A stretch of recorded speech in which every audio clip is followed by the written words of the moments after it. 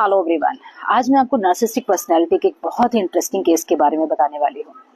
Narcissistic personality यानी ऐसे लोग जो ज्यादातर केसेस में सिर्फ अपने बारे में ही सोचते हैं, अपना ही डिसीजन आगे रखते हैं, दूसरे को एक्सप्लॉइट करते हैं इस हद तक कि उनकी कोई वैल्यू नहीं रखते हैं। Even in the family also they treat their family as their servants as you can से।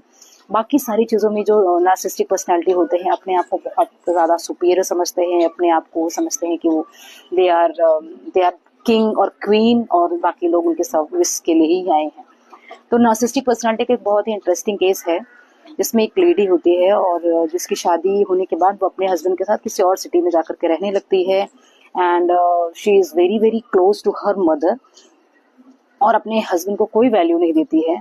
एंड लेकिन हस्बैंड बीइंग जिन्होंने मुझसे कंसल्ट किया था अपनी वाइफ के लिए कि his wife is a narcissistic, तो उसके लिए क्या करना चाहिए। तो नार्सिसिस्टिक के केसेस में बेसिकली नार्सिसिस्टिक का तो कुछ नहीं कर सकते because narcissistic is a person who is not going to take anybody's opinion.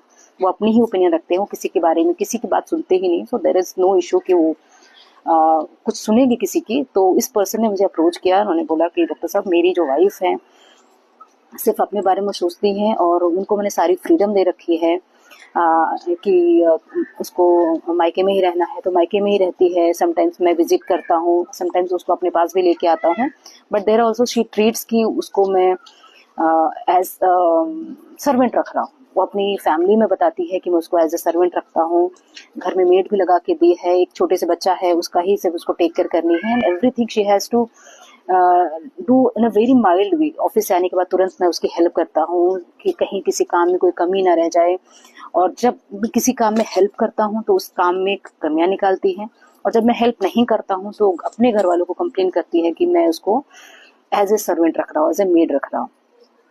तो वो पर्सन सिर्फ अपनी शादी बचाना चाहता था जस्ट बिकॉज कि उसकी छोटी सी बच्ची है 6 मंथ्स की।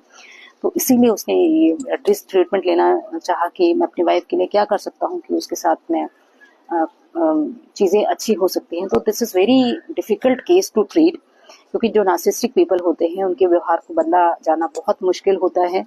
द बैड थिंग इज़ कि वो बदलना नहीं चाहते हैं, दूसरे को एक्सप्लॉइट ही करना चाहते हैं। तो हस्बैंड इस केस में पूरी तरह से एक्सप्लॉइट हो रहा है in spite of giving all the facilities, all the good things.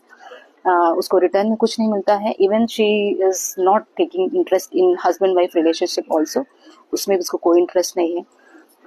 तो ऐसे केसेस में हम जो ट्रीटमेंट करते हैं बेसिकली सिर्फ मॉडिफिकेशन का ट्रीटमेंट कर सकते हैं क्योंकि चेंज नहीं किया जा सकता, क्योर नहीं होती पर्सनैलिटीज की।